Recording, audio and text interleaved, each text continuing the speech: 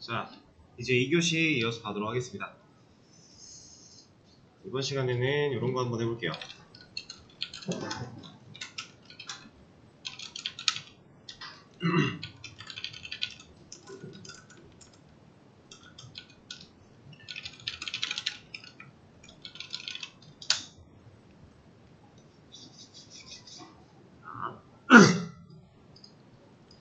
좀 전에 우리가 이제 1교시 때 태그에 대해서 알아봤어요. 자, 이 화면에 보이는 이 영역 안에 있는 태그는 총 몇 개일까요? 자, 2개 일단 나왔어요. 4개. 자, 둘 중에 뭘까요? 자, 태그는 4개가 맞습니다.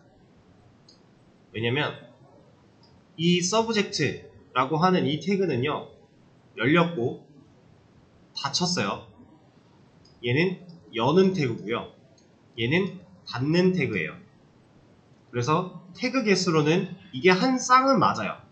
한 쌍은 맞는데 이 한 쌍을 이루려면 2개의 태그가 필요합니다. 여는 거, 닫는 거. 이 여는 태그, 닫는 태그라는 개념이 엄청나게 중요하게 작동하진 않지만 이걸 여러분들이 인지는 잘 하고 있어야 돼요. 왜냐하면 태그 중에는 닫는 태그가 없는 애들이 있어요. 그런 태그를 보고 셀프 클로즈드 태그다 라고 하는데, 그런 태그들도 우리가 배우면서 하나씩 알아볼 겁니다. 그런 태그들이 가지는 특징이 또 있어요. 왜냐면 지금 이게 여는 태그라고 했죠. 이게 닫는 태그라고 했어요. 그러면 이 열고 닫는 사이에 들어간 이 문자가 얘네들의 소유물 콘텐츠가 되겠죠. 이 서브젝트 태그가 감싸고 있는 이만큼 자기소개라는 텍스트가 이 서브젝트 태그의 내용물이에요. 근데 닫는 태그가 없대요. 그럼 내용물을 가둘 수 있어요? 못 가두겠죠. 셀프 클로즈드 태그는 내용물을 가질 수 없습니다.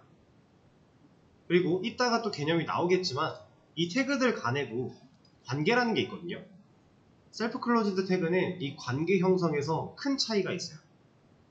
이거는 관계 얘기가 나오면 그때 또 한번 얘기를 드릴게요.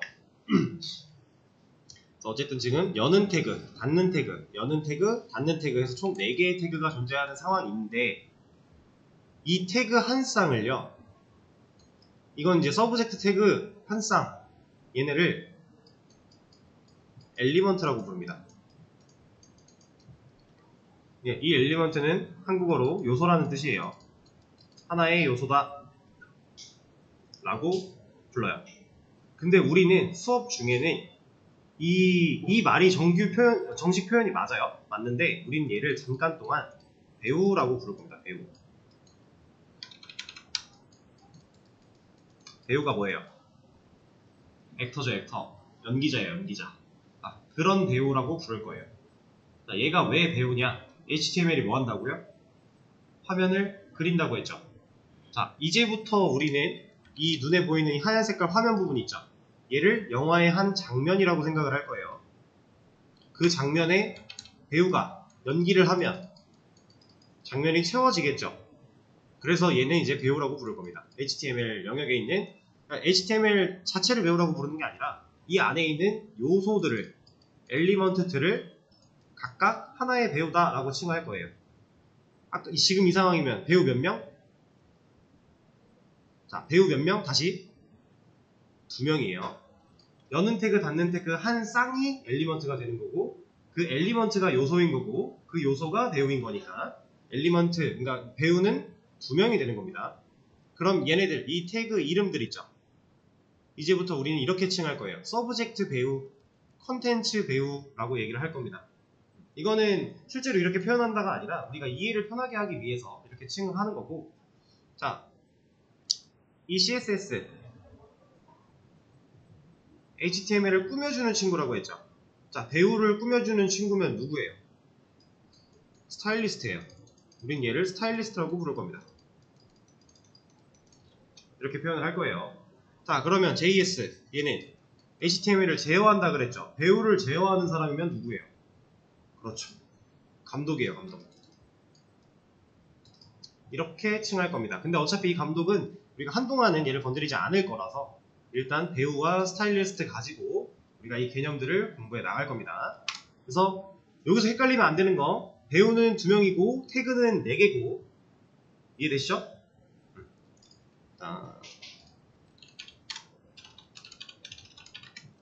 얘는 닫는 태그가 없어요. 태그 몇 개?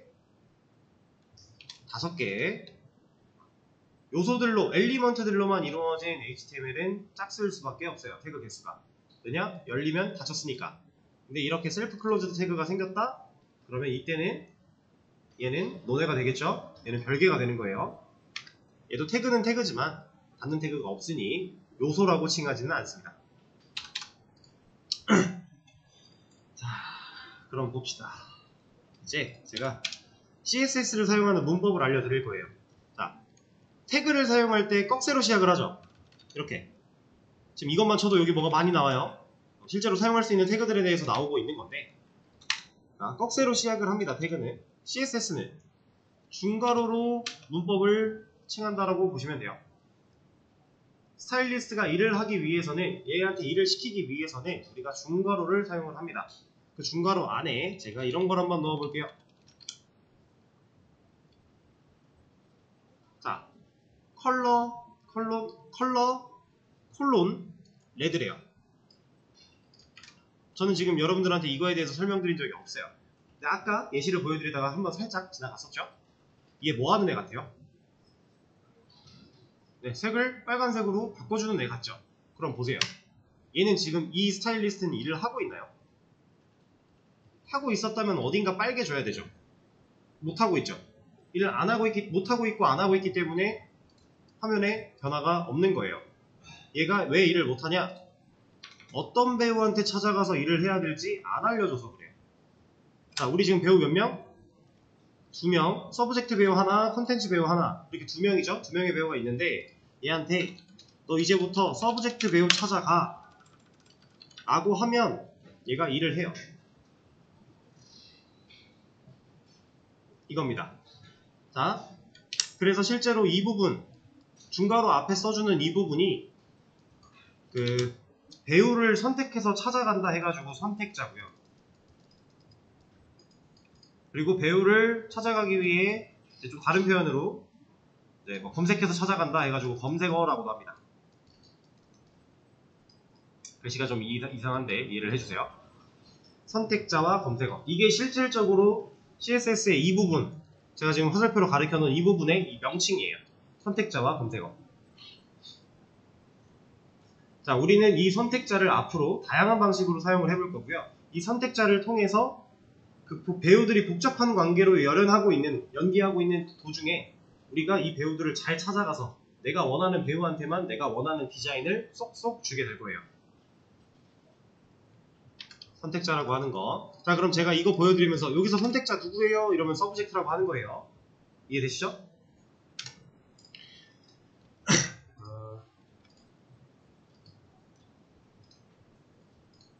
자, 그러면 이것도 한번 봅시다. 자, 제가 여기다가 볼드 같은 거 한번 써볼게요. 저 지금 여러분들한테 이거 설명드린 적 없죠? 제가 혼자 썼어요. 이거 뭐 하는 애 같아요? 네, 배경색이에요. 백그라운드 컬러니까. 배경색을 뭘로 하겠다? 볼드색으로 바꾸겠다. 그리고 실제로 볼드색으로 바뀌었죠. 자, 제가 프론트엔드 처음 시작하면서 상당히 직관적인 친구들이라고 했어요. 얼마나 직관적입니까?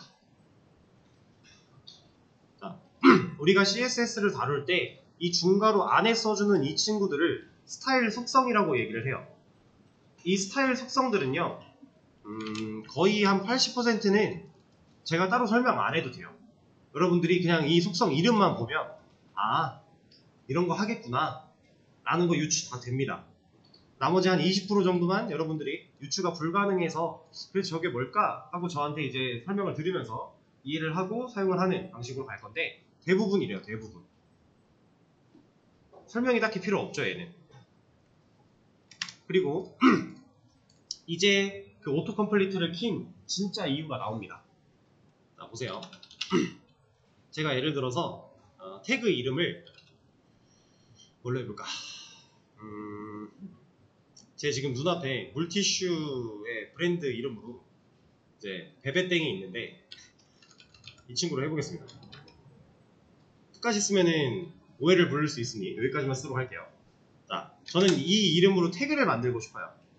근데 이걸로 태그를 만들려면 꺽쇠 열고 이거 쓰고 꺽쇠 닫고 꺽쇠 열고 슬래시 이거 쓰고 꺽쇠 닫고 이렇게 써야 되거든요.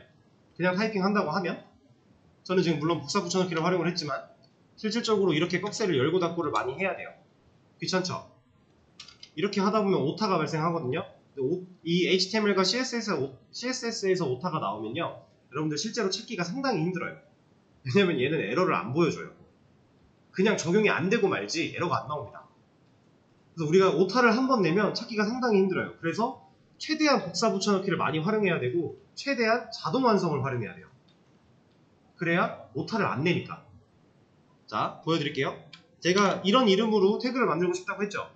써놓고 탭 하면 태그가 만들어집니다. 자, 위에 만들었던 것처럼 서브젝트나 콘텐츠, 서브젝트 치고 탭, 그리고 콘텐츠 치고 탭. 태그는 이렇게 만드는 거예요. 이걸 진짜 꺽쇠 열고 치고 꺽쇠 닫고 꺽쇠 열고 슬래시 치고 아니에요 그거. 그러니까 물론 이렇게도 가능해요. 보시면은 좀 짧은 걸로 해볼게요. ABC다 이런 태그 만들었다 라고 하면 꺽쇠 열고 여기서 닫았어요. 그리고 꺽쇠 열고 슬래시까지 딱 치면 얘가 나와요. 지금 보시면 밑에 나왔죠. 이 여는 태그 뒤에 닫는 태그 슬래시 이 태그 닫을 거야 라고 하면 알아서 만들어 주는데 이렇게 해도 되지만 그럼 이만큼은 우리가 직접 타이핑을 해야 된다는 얘기잖아요. 너무 불편하다 이거죠. 이렇게 할 필요가 없이 그냥 ABC 치고 탭하면 만들어지는데 얘는 지금 뭐라고 하는 거예요. 이렇게 하면 만들어지죠. 그리고 이 상태에서 아마 블럭을 씌워놓고 자, 블럭을 씌워놓고 내용을 바꾸면 앞뒤가 같이 바뀌어요. 뒤도 똑같아요. 이렇게 바꾸면 같이 바뀝니다. 근데 이거는 어떤 툴이고 이게 다 되는 게 아니라 그냥 코드펜이 되는 거예요. 그래서 우린 그냥 자동 완성 쓰는 거를 생각하면 돼요. 탭 항상. 자, 그러면은 HTML은 이런 식으로 자동 완성을 쓰는 거고 CSS는 이런 게 없을까요? 저 아까 백그라운드 컬러 치는데 어떻게 쳤죠?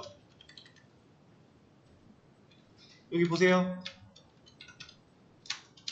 자, 저 백그라운드 컬러를 칠 거예요. 이거를 실제로 백그라운드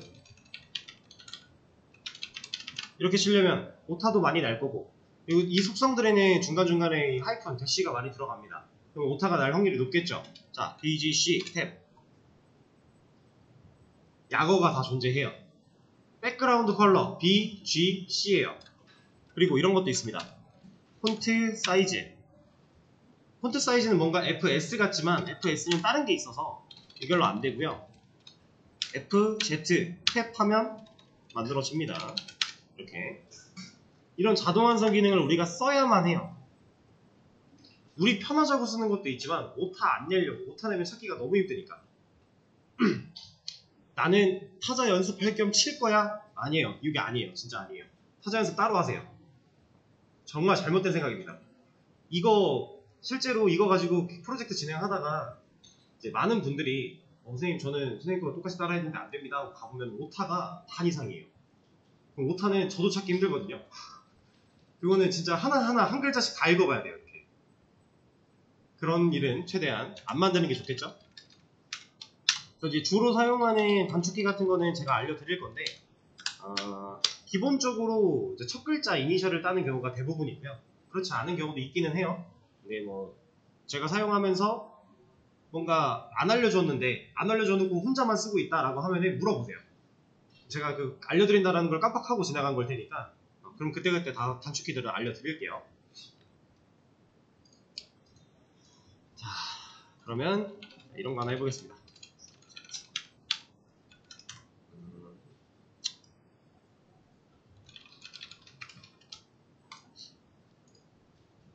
자,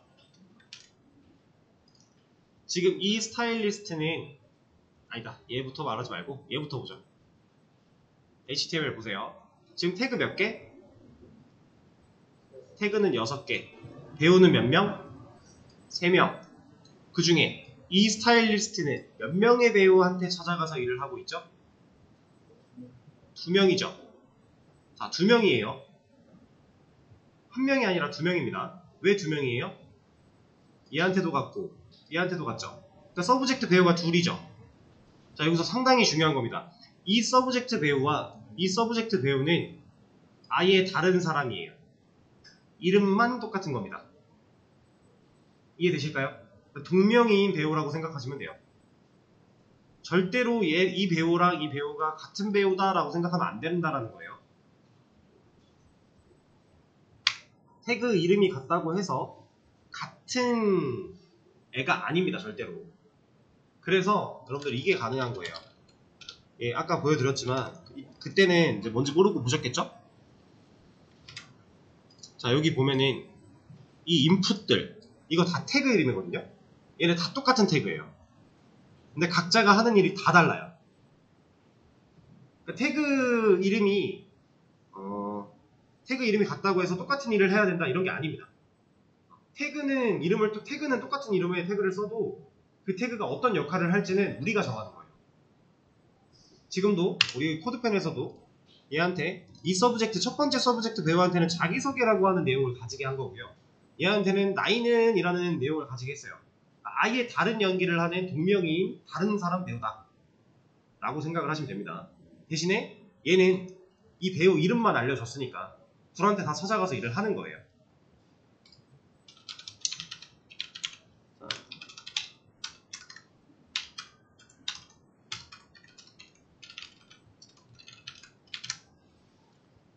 자, 얘도 이제 일을 하고 있죠. 콘텐츠 배우 한 명을 찾아가서 일을 하고 있는데 제가 이런 걸 해볼 거예요. 얘는요 몇 명의 배우를 찾아가서 일을 하게 될까요? 얘는 2명이에요? 3명이에요? 3명이겠죠.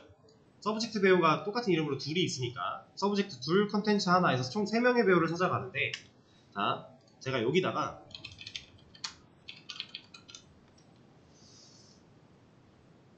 속성을 줬어요. 컬러를 그린으로 줬어요. 그랬더니 어떻게 됐어요? 셋 다 그린으로 바뀌었죠. 자, 일반적인 상황에서 기본적으로 CSS도 위에서 아래로 실행됩니다. 이 위에서 아래로 실행이 될 때, 자, 얘가 1번 스타일리스트, 얘가 2번, 얘가 3번이라고 해볼게요. 감독이 이제 시킨 거예요. 야, 스타일리스트야, 너 저기 가서 1번 배우한테 가서 일 좀 해. 아니. 서브젝트 배우 찾아가서 저거 빨간색으로 좀 칠해. 그래서 얘가 가서 열심히 칠했어요. 그리고 2번 스타일리스트한테, 야, 너는 저기 컨텐츠 배우 찾아가서 파란색으로 좀 칠해놨어요. 그리고 3번 스타일리스트한테 또 명령을 한 거죠. 야, 일로 와봐. 저기 서브젝트랑 컨텐츠 배우 다 찾아가서 초록색으로 좀 칠해. 이러면 빨간색, 파란색 남아있어요? 당연히 없겠죠. 그거예요. 얘가 일을 먼저 했고 그 다음 얘도 일을 했는데 지금 중복된 스타일에 대한 일 처리를 또 하고 있죠. 그러면 밑에 있는 애가 덮어 씌우는 겁니다. 기존의 작업을 덮어 씌운다. 근데 이 개념은 항상 모든 조건에서 발동하진 않아요. 이건 우리가 더 공부를 하다 보면 나올 개념들인데 미리 언질만 드릴게요. 선택자가 디테일할수록 이거 노트에 치자.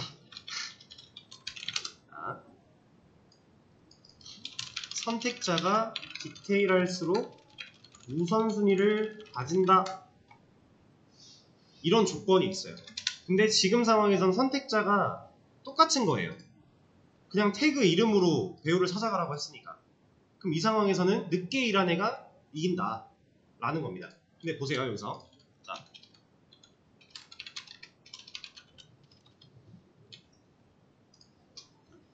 얘는 컬러에 대해서는 빨간색으로 일을 했고 백그라운드 컬러에 대해서도 빨간색으로 일을 했어요. 얘는 컬러만 블루 일을 했죠. 얘는 컬러만 그린으로 덮어 씌웠죠. 백그라운드 컬러가 남아있죠. 그러니까 겹치는 스타일에 한해서만 덮어 씌우는 거예요. 모든 걸 덮어 씌우는 게 아니라. 상황 이해되시죠? 이런 겁니다.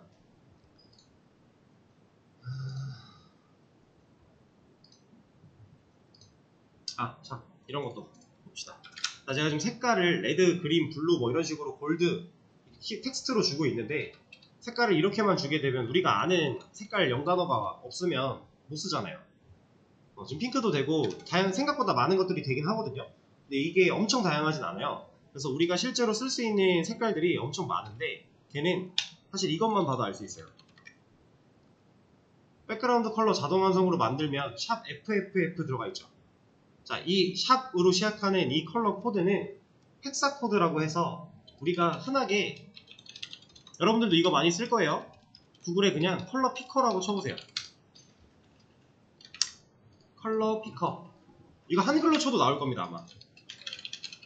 컬러 피커. 똑같이 나와요. 그러니까 컬러 피커, 색깔 고르겠다라는 거거든요. 자, 여기서 내가 원하는 색깔 여기서 고를 수 있죠.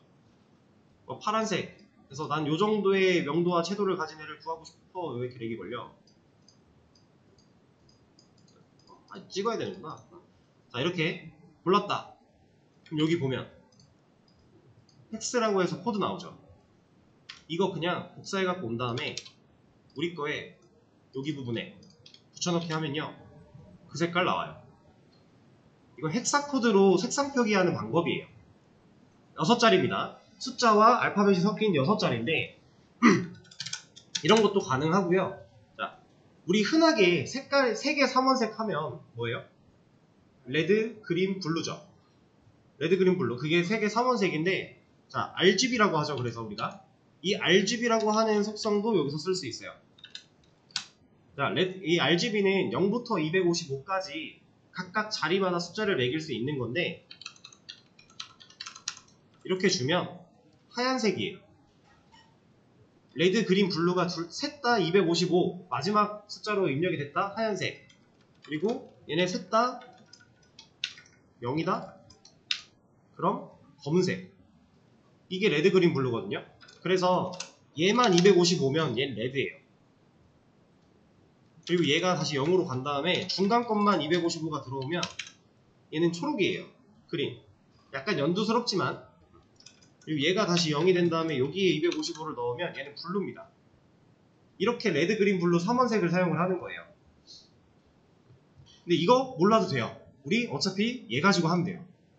내가 원하는 색깔 딱 골라서 RGB 여기 나오죠. 이거 갖다 넣으면 여기다가 안에다가 넣어주면 그 색깔 나와요. 이거 우리가 계산해서 쓰는 거 절대 아닙니다. 그냥 만들어 쓰는 거예요. 자, 그리고 RGB에는 RGBA라고 하는 애가 있어요. 자, 이 RGBA는 하나가 더 들어옵니다. 여기는 0.4 정도 줘볼까요? 얘는 투명도를 나타내요. 그래서 빛의 3개 3원색 해서 RGB 해놓고 마지막에 투명도. 이것까지 쓰려면 RGBA. 이 A가 어퍼시티라고 해가지고 투명도를 나타내는 속성이에요. 잠깐만, 어퍼시티는 A가 아니었던 것 같은데. 아무튼 얘는 투명도입니다. 근데 여기서 또 0이 생략이 가능해서 뭐 0.8 이런 식으로 하면 좀 더 진해지고, 얘는 0과 1 사이에 있는 숫자들로 표현할 수 있어요. 그래서 얘가 0이 돼버리면 아예 투명해져요. 그리고 1이 돼버리면 아예 불투명해지고요. 이 앞에 있는 색깔이 가지는 투명도를 나타내줄 수 있다. 이게 RGB랑 RGBA였고요. 아까 헥사코드 얘기하다가 말았는데, 자, 이것도 볼게요. 얘도 똑같이 6자리예요. 지금 셋 다 FFFFF 들어가 있죠.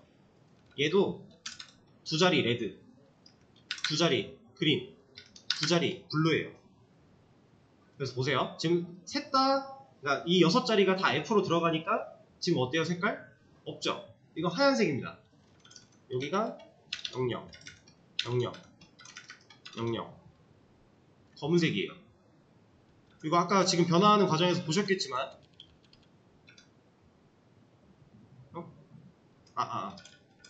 다시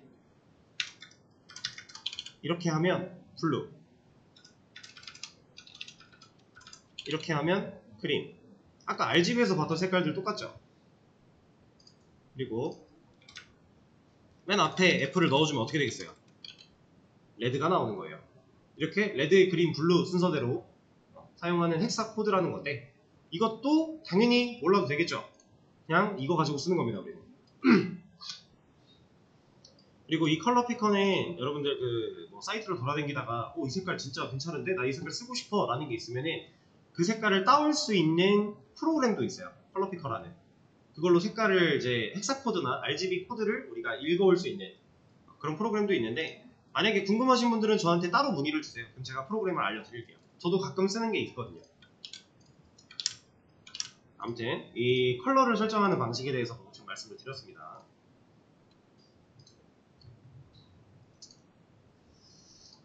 자, 그러면 이제 기본적인 CSS와 HTML 얘기는 어느 정도 했고요. 그리고 제가 지금 JS를 이렇게 밑으로 내려놨잖아요. 당분간 이거 안 쓸 거라서 굳이 공간 냅두지 말고 밑으로 내려놓으시면 돼요. 이거 여기 약간 구분선 있거든요. 그 구분선에 마우스 클릭하시면 이렇게 끌어다 내릴 수 있어요. 그리고 HTML과 CSS만 당분간 쓸 거니까 이렇게 중간 어느 정도 대충 맞춰주시고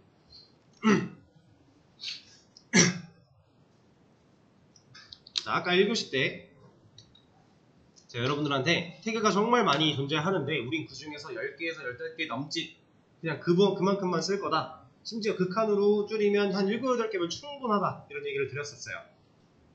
자, 근데 그것도 잠깐 잊으시고요. 우리 당분간은 습관처럼 이걸 누르네.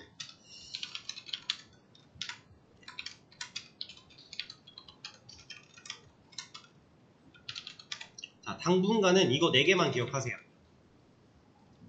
자, 근데 이 4개도요, 사실상 다 기억할 필요 없어요.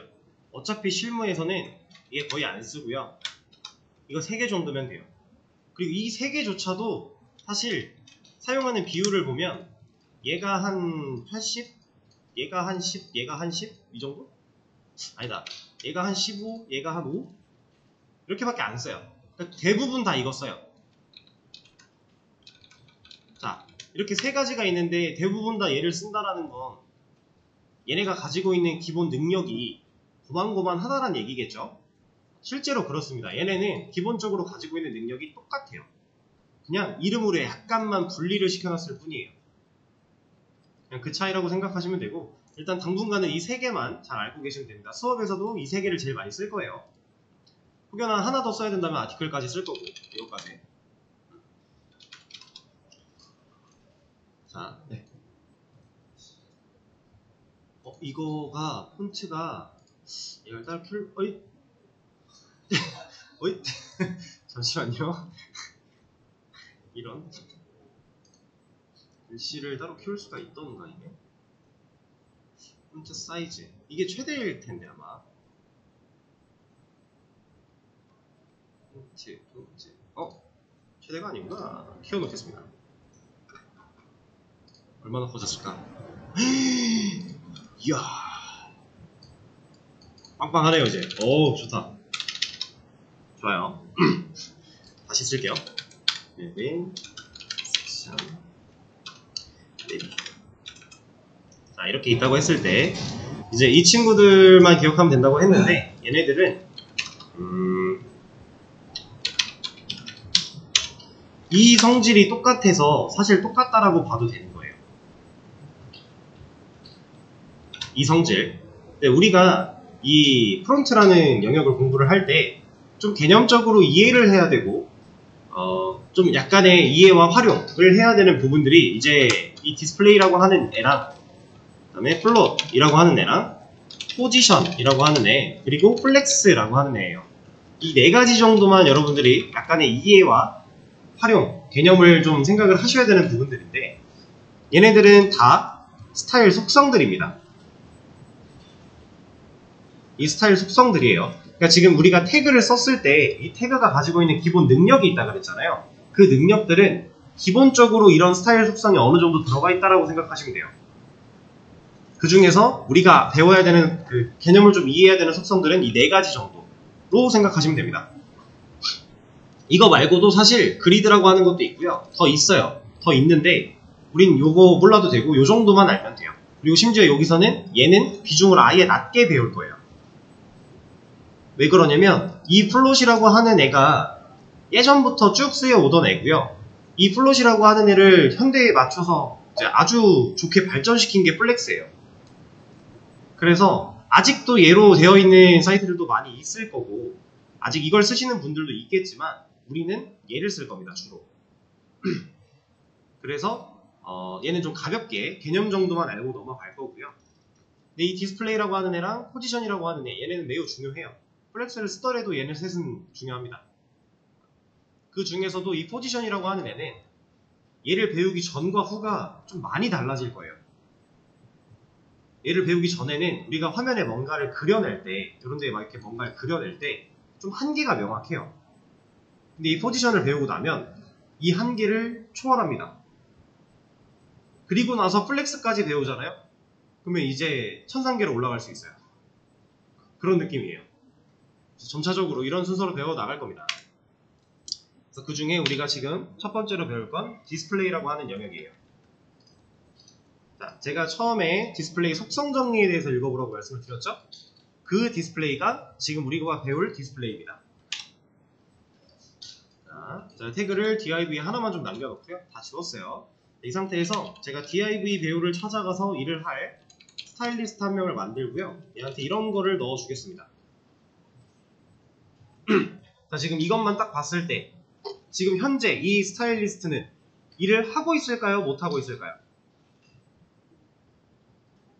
못하고 있을까요?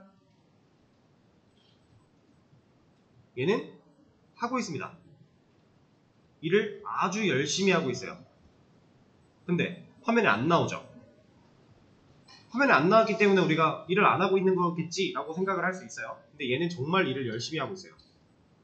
얘가 화면에 못 나오는 이유는 여기 쓰여 있습니다.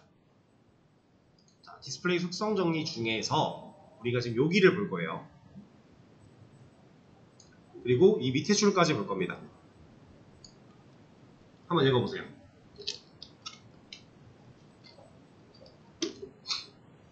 자, 너비가 설정되어 있지 않다면 이란 얘기는요, 우리가 너비라는 스타일 속성을 따로 주지 않았다면 이란 말이에요. 지금 준 거 있나요? 너비? 없죠. 그럼 얘는 너비가 최대한으로 넓어진다 라고 하고 있어요. 너비가 넓어졌다는 얘기는 너비니까 이 가로 영역이 되겠죠. 얘가 최대한으로 넓어진대요. 근데 안 나오잖아요. 이게 무슨 소리야? 다시 다음 줄 볼게요. 높이가 설정되어 있지 않다면 어떻게 된다? 최소한으로 줄어든다. 자, 그럼 이것까지만 봤을 때 얘가 일을 하고 있음에도 영역이 보이지 않는 이유는 누구 때문일까요? 얘는 높이 때문입니다. 높이가 없어서 못 나오고 있던 거예요. 너비는 보세요. 얘 화면 끝까지 채웠죠? 화면 시작할 때부터 끝까지 채웠죠? 얘는 화면이 줄어들어도 끝까지 채우고 있고요. 화면이 늘어나도 끝까지 채우고 있어요. 왜? 최대한으로 넓어진다 했으니까. 너비를 안 줬을 때. 그쵸? 제가 얘를 잠깐 주석을 걸고 여기 주석 컨트롤 슬래시입니다. 그리고 한 줄 삭제 컨트롤 D 같은 것도 돼요. 그리고 컨트롤 Z 이런 거 당연히 되고요. 한 줄 잘라내기도 있어요. 컨트롤 X. 그냥 커서 놓고 컨트롤 X 하면 한 줄 잘라내기 해줘요. 이런 것도 있습니다. 아무튼 높이를 잠깐 다시 없애버리고요. 주석을 걸었으니까 인식을 못하겠죠? 이 상태에서 너비를 줘볼게요. 안 나오죠? 얘가 안 나오는 이유, 여전히 높이가 없어서예요. 너비를 우리가 설정을 하면, 너비가 설정되어 있지 않을 때 최대한으로 넓어지는 거니까 너비를 설정하면 최대한으로 넓어지지 않고 내가 지정한 너비만큼 먹을 거다 라는 얘기인데, 높이는 지정한 적이 없기 때문에 최소한으로 줄어들어서 우리 눈에 보이지 않는다 라는 겁니다. 여기서 높이를 줘버리면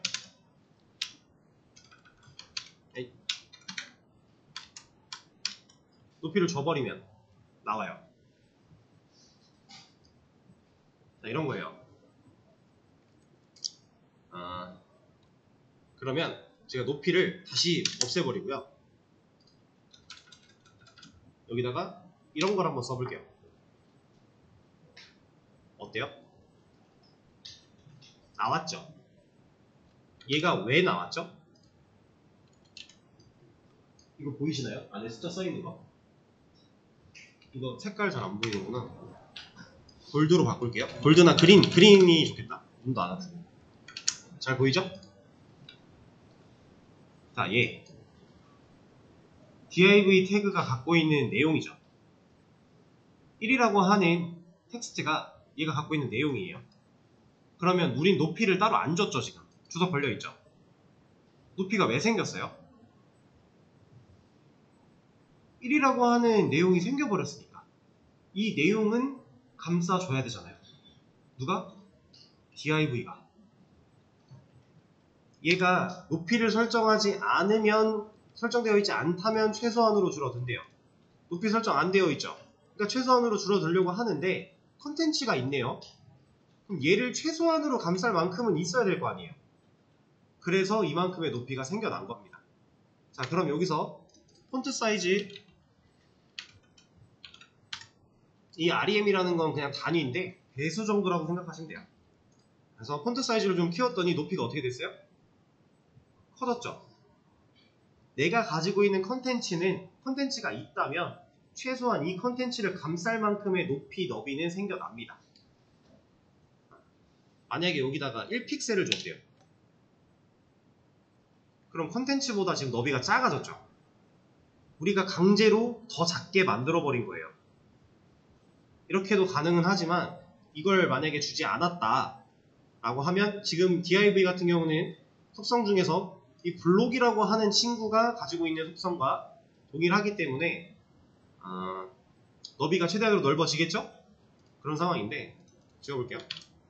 넓어지니까 끝까지 채워버리는 상황인데 좀 이따가 배울 이 인라인 블록이라고 하는 친구의 속성을 보면은 좀 더 차이가 보이실 거예요.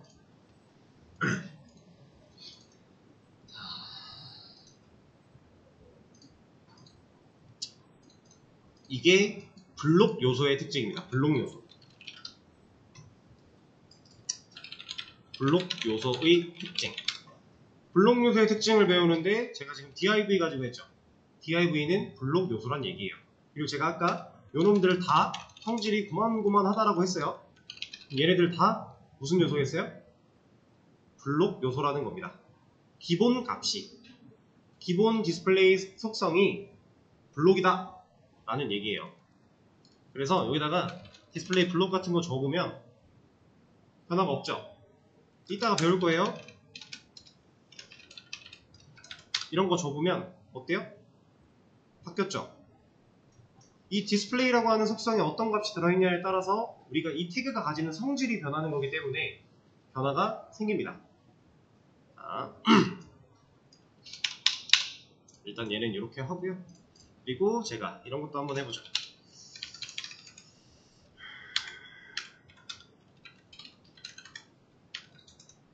자, 섹션과 내비 태그를 좀 만들었고 얘한테는 백그라운드 컬러를 골드로, 내비. 얘한테는 백그라운드 컬러를 핑크로. 그리고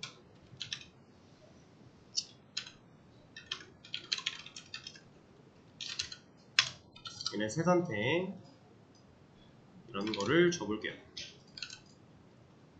셋이 같이 커지는데, 자, 그리고 나서 이것도 한번 줘보겠습니다.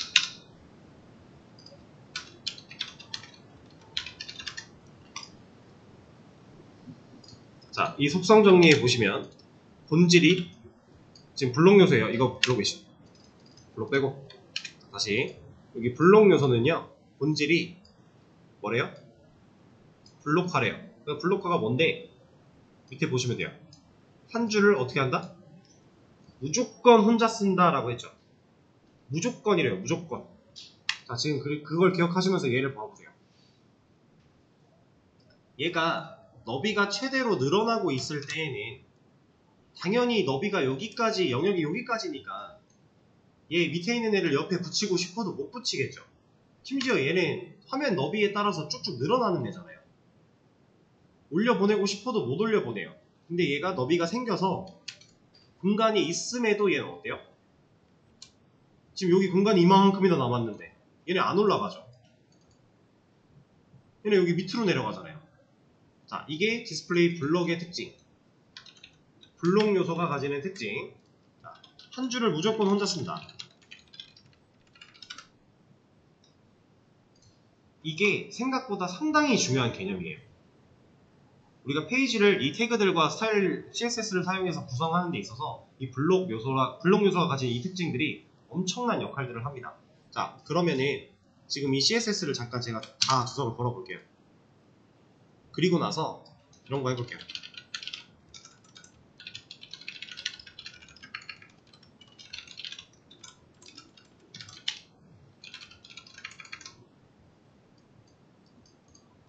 자, 저 지금 뭐 아까 보여드렸던 것처럼 이렇게도 할 수 있어요 이런 거 안 쓰고요. 우리가 방금 배운 div와 섹션과 내비를 썼어요.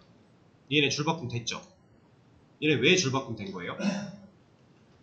태그들이 한 줄을 혼자 써야 되니까 공간이 있는데 못 올라가는 겁니다. 아까 여기서 처음에 해봤던 거 이거는 제가 줄바꿈을 얼마나 많이 때려 박든지 간에 상관없이 한 줄에 나오잖아요. 그쵸? 근데 이 태그를 사용함으로써 줄바꿈이 알아서 된다라는 거죠. 심지어 이런 것도 가능합니다. 아 근데 이거는 뭐라도 쓰여있긴 하겠구나. 이거는 좋은 예시가 아니네요. 그냥 이거는 다음에 하도록 하고, 태그가 가지는 이 디스플레이 속성으로 인해서 우리가 엄청난 차이가 있다 라고 하는 거고요. 블록 요소는 이 정도 특징을 알아두시면 돼요. 그리고 여기 밑에 정렬 부분에 나와 있는 거 이런 거는 우리가 앞으로 차차 배워 나가면서 진행을 할 거예요. 그리고 처음에 볼 때 여기 지금 플렉스 이런 거 얘는 일단 신경 쓰지 마세요. 우리가 플렉스 배울 때까지. 그리고 여기 인라인 플렉스 이것도 그렇고 인라인까지도 신경 쓰지 마세요.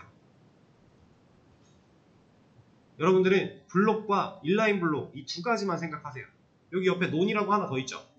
이것도 지금 생각 안 해도 돼요. 얘는 근데 그냥 보여드리고 넘겨버릴게요. 뭐냐면 주소 풀고요. 얘네가 이렇게 나오고 얘네가 이렇게 나오고 있어요. 이 상태에서 제가 이 셋한테 그냥 셋한테 바로 줄게요. 디스플레이를 논으로 했다. 어떻게 됐어요? 사라졌죠? 안 보이죠? 자, 그러면 이런 생각을 할 수 있어요. 아니, 기껏 써놓고 안 보이게 할 거면 그냥 안 쓰면 되는 거 아니야? 라고 생각할 수도 있죠. 자, 근데 얘가 존재하는 이유는 이런 것 때문이에요. 자, 이 화면에는 이미 태그가 컨텐츠를 가지고 있는데 화면상에 안 보이고 있는 애가 있습니다. 우리가 어떤 버튼을 누르면 걔가 뿅 하고 튀어나올 거예요. 이거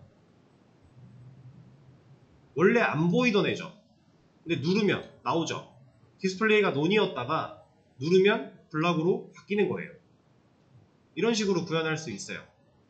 이런 걸로 이제 좀 또 간단한 예시들이 이제 보통 탑바 아니면 상단 탑바? 뭐야 바뀌었네? 아니 모바일이잖아. 자, 탑바 아니면 메뉴 뭐 이런 식으로 많이 얘기를 하는데, 자, 이런 거 원래 없죠. 마우스 올라가면 나오죠. 이런 거 때문에 디스플레이 논이 필요한 거예요. 우리가 애초에 태그를 만들어 놓지 않으면 마우스를 올렸을 때 이 태그를 어떻게 보여줄 거예요? 스크립트를 어거지로 그려내야 되는데 힘들잖아요. 그래서 태그를 다 만들어서 내용도 물게 해놓고 갖고 있게 해놓고 디스플레이 논으로 잠깐 가려놨다가 특정 상황이 됐을 때 얘를 다시 블록으로 변경하겠다라고 해주면 이런 식으로 처리할 수 있는 겁니다. 그래서 HTML과 CSS를 배우시면은 지금 이 보이는 화면 이만큼 있죠? 이거 그냥 뚝딱 만들 수 있어요. 이미지 몇 개만 가져오면은 꾸미는 건 다 돼요. 물론 여기다가 기능을 얻는 건 스크립트의 영역이고 자바 그 서버 쪽과 통신을 해야 되는 영역이지만 화면을 그리는 거 정도는 할 수 있습니다. 꾸미는 거 정도는. 그리고 얘는 이 개발자 도구를 눌러보시면요. 여기서 엄청나게 많은 정보들을 알 수 있어요. 얘는 F12 누르면 열려요. 개발자 도구. 이 안에서 이 셀렉트 모드, 지금 이 네모 창에 화살표 하나 들어가 있는 이 친구 있죠. 이게 단축키가 컨트롤 시프트 C예요. 그래서 브라우저 상에서 이 상태에서 컨트롤 시프트 C 딱 누르면 개발자 도구가 열리면서 얘가 활성화되어 있어요. 그리고 지금 여기 보셨겠지만 이렇게 마우스가 왔다 갔다 할 때요, 지금 영역을 잡아주거든요. 너 나와봐. 이런 식으로 영역을 잡아줘요. 근데 이걸 여기서만 고를 게 아니라 여기서도 골라줘요. 그럼 내가 만약에 페이지 돌아다니다가 사이트 돌아다니다가 이거 디자인 너무 이쁘다. 얘 어떻게 했을까 궁금해. 그러면 셀렉트 모드 켜서 눌러보는 거예요. 그럼 여기에 얘가 A 태그로 만들어졌구나. 그리고 얘가 만들어질 때 사용된 CSS는 이런 것들이 있구나. 우리가 다 확인할 수 있어요. 얘는 프론트의 영역이니까. 프론트는 개발자 도구로 까볼 수 있는 곳입니다. 얘는 심지어 스크립트 소스까지도 까볼 수 있어요. 이런 거. 물론 우리가 이걸 본다고 분석해서 뭔가를 알아내기는 어렵겠죠. 근데 여기 보세요. jQuery, 우리가 나중에 배울 jQuery 쓰여있죠. 얘도 jQuery 썼어요. 그러니까 우리가 아직 jQuery에 대해서 너무 그렇게 미워하지 않아도 된다라는 겁니다. 어쨌든 자, 이런 기능들이 있다. 그래서 여러분들이 이 프론트 쪽을 다룰 때에는 이 개발자 도구랑 상당히 친해야 돼요. 실제로 개발자 도구 가지고 많이 뭔가를 찾아보기도 할 거고요. 이거는 스프링 부트로 넘어가도 똑같아요. 우리가 결국 화면단을 만들고 화면단의 기능들을 추가해야 되는 입장이니까 개발자 도구 안에 우리가 지금 자바에서 출력문 찍어보듯이 이런 걸 계속 찍어볼 수 있고 그런 걸 찍어보면서 지금 현재 데이터 상황을 파악하고 개발을 진행하고 이런 식으로 넘어갈 겁니다. 자, 이게 이제 디스플레이에 대한 얘기였는데 그 중에 블록에 대한 얘기 그리고 논 마지막에 하나 보여드렸어요. 자, 그러면 이제는 이거 해볼게요. 디스플레이 인라인 블록에 대해서. 자, 저는 디스플레이 인라인 블록이라고 한 이 속성 추가한 거 말고는 아무것도 건드린 적이 없어요. 원래 이 상태였다가 제가 얘를 넣었더니 얘네들이 어떻게 됐어요? 한 줄을 혼자 쓰지 않게 됐죠. 자, 이거는 여기 쓰여져 있습니다. 인라인 블록. 자, 글자화래요. 글자화. 글자? 얘가 왜 글자야? 라고 생각이 드시겠죠? 근데 밑에 보시면 돼요. 한 줄에 최대한 여러 개가 나온다.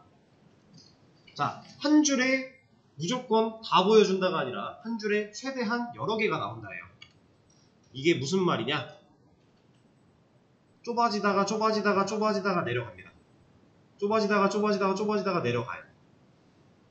얘는 범위가 그 옆에 남아있는 공간이 허용할 때만 올라가는 거예요. 지금은 많으니까 올라와 있고 여기는 좁으니까 내려가는 거죠. 지금 얘네 너비가 100픽셀이에요. 100픽셀이면 여기서부터 여기까지가 100픽셀이라는 건데 이 픽셀은 그냥 단위입니다. 여기가 100픽셀보다 적게 남으면 얘는 내려간다. 그래서 얘가 글자화예요. 근데 왜 글자화냐면 이것도 되게 간단해요. 자.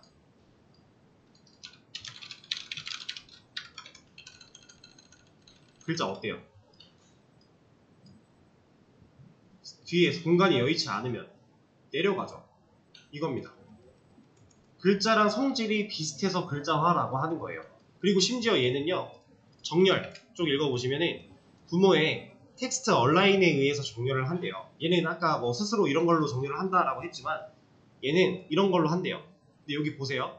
텍스트 얼라인. 얼라인이 뭔지 모르겠지만 텍스트래요. 당연히 글자 멋이게 하는 거겠죠. 그거 가지고 정렬을 한대요. 그러니까 글자화입니다. 인라인 블럭. 근데 얘가 가지는 특징에 이 너비 높이도 볼까요? 얘는 어때요? 블록 요소는 너비는 최대화였고요. 높이가 최소화였어요. 인라인 블록은 둘 다 최소화죠. 자, 제가 여기서 너비 높이를 폰트 사이즈까지 아니다. 폰트 사이즈는 뭐 두고 너비 높이를 주석을 잠깐 걸고요. 이 컨텐츠를 지워볼게요. 자, 얘는 누구 때문에 안 나와요?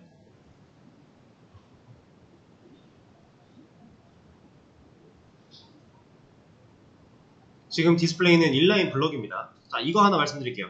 얘를 안 쓰면 이 div 섹션 내비라고 하는 이 태그가 가지고 있는 기본 디스플레이는 뭐다? 블록이다. 그러면 우리가 안 써줘도 기본적으로 적용이 되어 있는 상태예요. 근데 우리가 이걸 명시를 했죠. 이걸 명시를 해주면 이제부터 이 태그들, 우리가 이 선택한 배우들, 얘네들은 디스플레이가 인라인 블럭으로 바뀌는 거예요. 성질이 바뀌었어요. 자, 이 상태에서 지금 안 나와요. 화면에 아무것도 안 나오죠. 왜 안 나와요? 네, 너비랑 높이가 둘 다 없어서. 보세요. 이번에는 얘를 이렇게 해볼게요. 너비만 존재하죠? 안 나옵니다. 자, 높이까지 존재한다. 그럼 나오겠죠? 근데 여기서 높이는 존재하는데 너비가 없다? 안 나와요. 아까 디스플레이 블록의 상황에서는 너비를 줘도 안 나오다가 너비는 없는데 높이가 있으면 나왔어요. 근데 인라인 블록이 되면 안 나와요. 둘 다 있어야만 나와요. 근데 심지어 이 둘 다 명시를 하지 말죠. 얘를 명시를 안 했다. 그리고 이런 것도 없다. 했을 때 컨텐츠가 이렇게 들어갔다.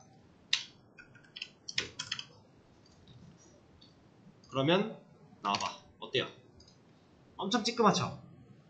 이 컨텐츠 1이라고 하는 텍스트를 딱 가릴 만큼만, 감쌀 만큼만 커진 거예요. 너비 높이 둘 다. 인라인 블록의 특징입니다. 자, 그리고 이거는 나중에 나오긴 할 건데 지금 얘네들 보시면은 띄어쓰기 한 칸씩 들어가 있는 거 보이세요? 이 띄어쓰기 이것 때문에 생긴 거예요. 이거 붙이니까 어떻게 됐어요? 붙었죠? 태그가 줄바꿈을 했을 때에도 그 공백도 한 칸의 띄어쓰기를 봅니다. 나중에 이것 때문에 문제가 좀 생겨서 우리가 새로운 개념을 하나 더 배우게 될 거예요. 그때 가서 또 얘기를 하도록 하고, 어차피 이렇게 하고 해서 우리가 줄바꿈 안 하고 이렇게 써줄 수는 없어요. 이건 말도 안 되는 거예요. 이렇게 쓴다? 이거는 불가능한 영역입니다. 이거는 자바 코드를 한 줄로 쓰겠다랑 똑같은 얘기예요. 그럼 이제 사수한테 뒤통수 맞는 거예요. 그거는 진짜 말도 안 되는 얘기입니다.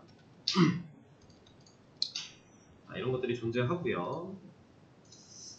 너비 높이 가지고 생각을 한다. 그럼 이거 하나만 더 말씀드리고서 쉬는 시간을 좀 가져볼게요. 오케이. 자, 얘를 지워놓고 F를 주고 아이고요. 이렇게 주고요. 콘텐츠는 없어도 되니까 지워놓고, 자, 여기서 제가 간단한 퀴즈를 하나 내볼게요. 이 노란색 네모를 초록색 옆에 위치시키고 싶어요. 노란색 네모만. 핑크색은 그냥 이 자리로 올라왔으면 좋겠고 노란색만 여기로 갔으면 좋겠어요. 자, 이러면 누구한테 뭘 줘야 될까요? 누구랑 누구한테? 그린이랑 옐로우한테. 그렇죠. 제가 여기다가 이거를 줘버리면 얘는 셋 다 올라갈 거잖아요. 그렇죠? 그러니까 이걸 왜 말씀드리는 거냐면, 예시를 들어드릴게요. 내가 이렇게 네모가 4개가 있어요. 이렇게 한 줄에 쭉 나오고 있었대요. 근데 이 중에서 얘만 밑으로 내려서 한 줄을 혼자 쓰게 하고 싶대요. 그럼 우리가 얘한테 얘 밑으로 내려가야 되니까 얘 블록 줘야지 라고 생각할 수 있죠. 그러면 어떻게 돼요? 결과는 이렇게 돼요. 이 상황을 보여드릴게요. 여기까지 써보죠.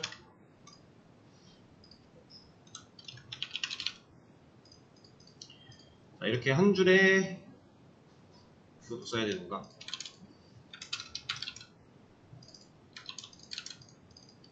여기 뭘로 할까? 오렌지. 눈이 안 아픈 색깔들로 최대한 골라서. 자, 이렇게 4가지가 있는데 핑크색만 여기로 내리고 싶다. 이때 그럼 핑크색 이 네비라고 하는 얘한테만 여기다 주면 하긴 지겠구나. 밑에다 줄게요. 네비 얘한테만 디스플레이를 블록으로 줘야지. 이렇게 된다라는 거예요. 왜냐? 핑크는 한 줄을 혼자 쓰는 애. 그럼 이만큼 먹고 있겠죠, 영역을. 그러니까 지금 너비를 지정을 했기 때문에 보이는 색은 요만큼이지만 실질적으로 얘는 여기에 아무도 못 들어와요. 혼자 써야 되니까. 그러면 초록색 얘가 여기로 올라가고 싶은데 막혔죠. 하다가 막혔네? 못 올라가는 거예요. 자, 이 얘기를 왜 드리는 거냐면 우리가 이 CSS라는 거 스타일을 지정을 할 때는 항상 내가 얘한테 이 속성을 줬을 때 다른 애들이 어떤 영향을 받을지에 대해서 고민을 해야 된다는 거예요. 왜냐면 내가 얘 하나를 바꾸기 위해 얘한테 어떤 속성을 주면 나머지들도 영향을 받을 거니까. 이걸 고려하면서 스타일 속성을 줘야 된다라는 얘기입니다. 이해되시죠? 자, 이 정도까지 했고요. 쉬는 시간을 좀 가졌다가 할 얘기가 좀 많이 남아서 조금만 짧게 쉴게요. 15분에 이어서 하도록 하겠습니다.